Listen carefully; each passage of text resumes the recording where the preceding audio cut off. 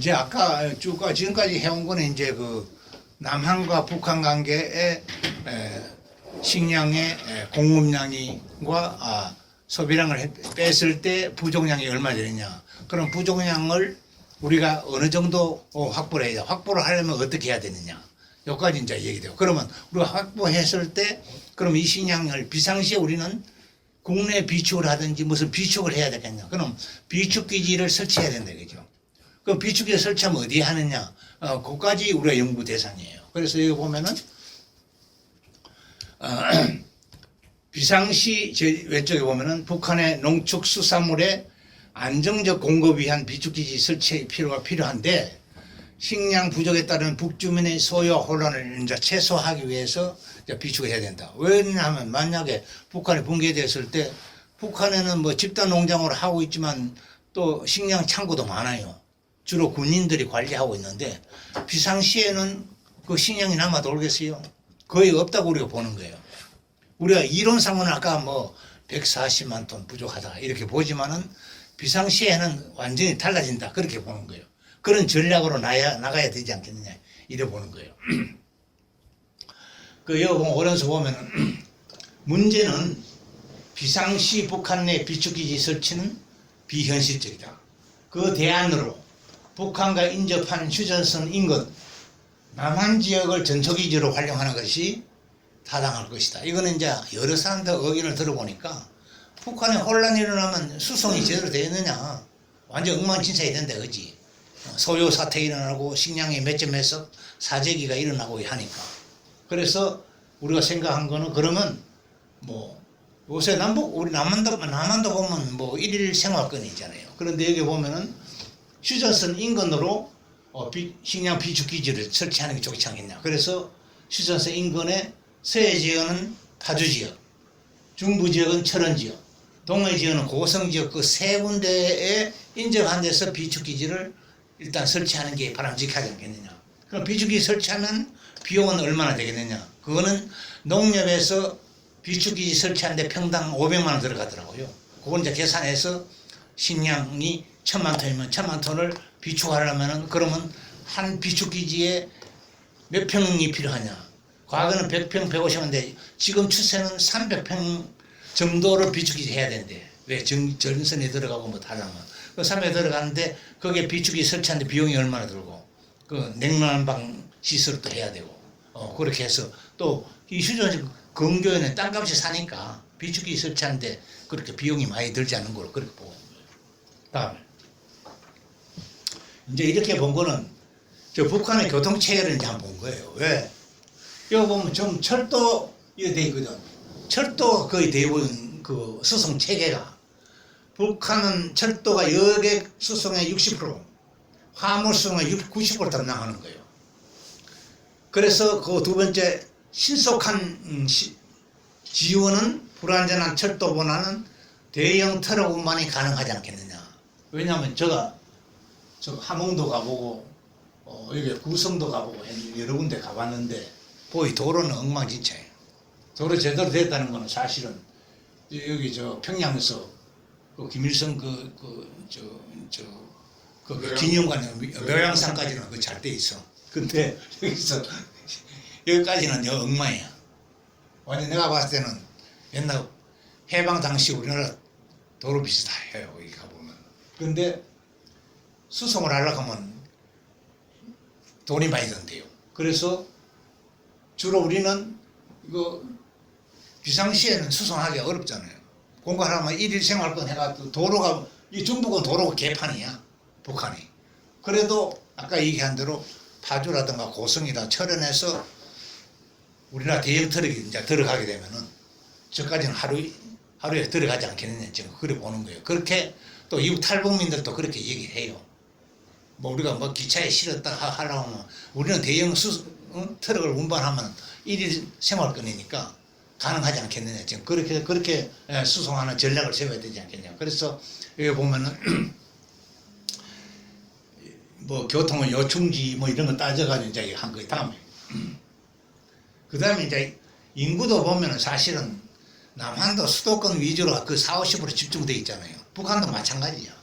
북한 평양을 중심으로 인구의 40%가 여기 집중되어 있는 거예요.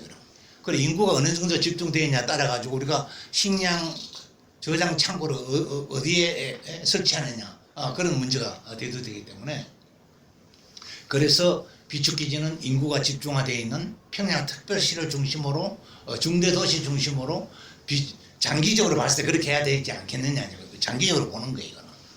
그래서 북부 내륙 이런 지역에는 전부 인구의 그 10% 미만에 있는 데는 전부 그러니까 연기적으로 이제 분석하고요. 다음에 그래서 북한이 붕괴 때는 초기에 2, 3년의 단기간에는 휴전선 인근 남쪽 지역에 비축기지 설치하고 운영해야 하고, 장기적으로는 북한 내 질서 유지가 정상화할 경우에는 북한 지역 내 농산물 비축기지 설치를 고려해야 된다. 그렇게 보는 거예요. 그래서 비축기지 적정 규모는 지역, 북한 지역의 인구 밀도에 따라 가지고 산출해야 되고, 그 여기서 보면 비축기지 설치 비용은 최근 강원도 양양 농협 지구를 모델로 거기 출장 가서 이제 물어봤지 우리가 비축기지 설치하는데 평당 얼마나 드느냐. 그래서 그렇게 계산을 하기 위해서. 그래서 비축기지 남한의 최근 양곡 우리나라에는 2023년 달에 보면은 농협, 정부, 농협, 민간 통운 새마을에서 전국적으로 한 3,437개소가 식량 저장 창고가 있어요. 설치 규모는 한 300평 규모인데 총 보관 능력은 우리나라는 한 300만 톤밖에 안 돼. 이건 또 조곡이야, 조곡. 그럼 보관하려면 이거를 정미 찍어가지고 해서는 안 되고, 이거 이제 오래 보관 못하니까 비어 있는 그 자체로 이제 하는 거예요. 여기 이제 축산물은 아직 계산이 안 됐어요. 그래서 300평 경우에는 1,350만 톤이 이제 저장이 가능하기 때문에 그렇게 요게 남한의 걸 적용해가지고 비축기지에 식량이 얼마나 비축해야 되느냐, 그거를 이제 전체적으로 예산을 산출하려면 이렇게 해야 되니까 그렇게 한 거예요. 다음에 그래서 여기는 북한의 평상시의 부족분 아까 얘기한 147만 톤이잖아.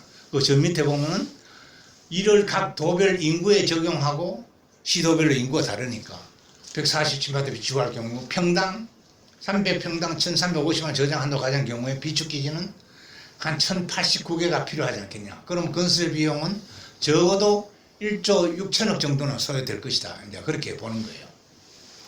자, 이쪽에 보면 오른쪽 보면은 이런 상황을 고려했을 때 북한 주민 전체가 연간 그 부족량은 147만 톤이 아닌 2025년에는 추정 앞에서 아까 수요량 596만 톤 했는 건데, 또 최근에 UN WHO에서 한 거는 650만 톤을 아까 얘기했는데, 국제기구에 했는 걸 봤을 때 596만 톤입니다. 이걸 비축기에 생각하는데, 이론적으로는 147만 톤을 우리가 북한을 부족하다 보지만은 아까 앞에서 얘기한 북한의 혼란이 왔을 때는 몇 점 몇 석 일어나고 또 사재기가 일어나고 하니까 그거는 147만 톤 없는 걸 생각하고 북한의 1년분을 생각하자.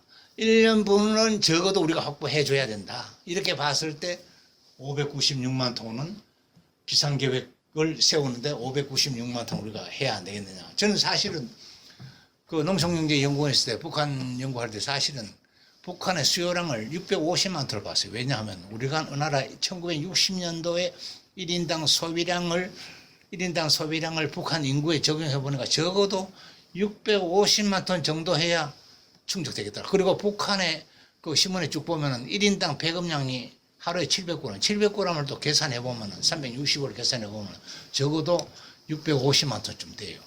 그 정도는 우리가 준비해 놔야 되지 않겠느냐. 140만, 이론적으로는 147만 톤이지만 비상시에는 그 1년 분치는 우리가 준비를 해야 안 되겠냐. 그런 차원에서 지금 결론을 맺어 가려고 그래 하고 있는 거예요. 그래서 여기 보면은 만약에 2025년에 통일이 이루어질 경우에 남한의 수입분 1670만 톤, 이거는 이제 10년 평균이에요. 지금은 거의 한 2천만 톤 돼요. 까지 포함한 남북한 총 부족량은 호랑기 북한의 연간 부족량 1년 부족량입니다. 596톤을 포함해서 적어도 2200만 톤은 우리가 준비를 확보를 해야 안 되겠냐. 그렇게 보는 거예요. 다음. 요거는 이제 만약에 우리가 지금은 이제 이게 단기적으로 봤을 때 남한에서 이제 공급하는 거고, 만약에 앞으로 북한에 이제 각 도별로 공급하려고 하면 이제 인구를 다 봐야 되는 거고, 도시 농촌 인구 다 봐야 되고, 2025년 인구도 다 도시 농촌 다 봐야 되는 거예요. 그래서 1994년, 2008년간의 영평균 증가율을 보면 0.8, 0.9이 쭉 나오잖아요. 북한은 이제 그래 나오는 거예요. 그거를 이제 최근 2020년, 2025년에 거기에 적용하면 이제 인구가 나오는 거예요. 다음. 요거는 이제 각 시도별 부족 식량 공급량과 비축기지 설치 추정인데, 북한 총 인구 도별로 본 거고, 부족 식량하고 비축기지 수하고 총 예산을 이제 계산한 거예요. 다음에.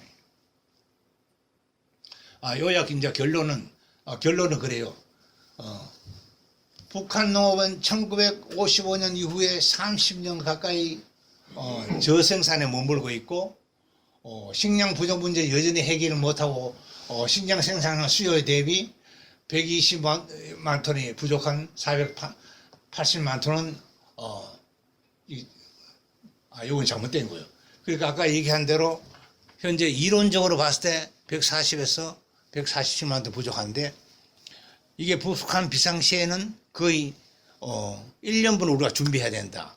1년분에 준비하려면 적어도 아까 얘기한 596만 톤 정도 준비해야 되고, 남한에 이제 수입은 우리가 수입을 해야 되니까, 비상시에는 비상시나 평시나 해야 되니까 한 2천만 톤하고 계산해보면 한 2200만 톤 우리가 수입을 해야 되고, 그걸 그러면 우리가 확보를 어떻게 해야 되느냐. 아까 얘기한 대로 국제사회에 곡물 메이저라든가 우리 민간기업이 가서 세계 곡창지대에 가가지고 곡물 터미널을 설치하는 전략을 세워줘야 되고, 우리 민간기업이 수입할 수 있도록, 그걸 정부가 하는 것보다는 그렇게 준비를 해야 되고, 그러니까 우리가 식량을 확보했으면 해외 비축도 해야지만, 국내에 비축하려면 우리 국내에 비축한 건 300만 톤밖에 안 되거든요.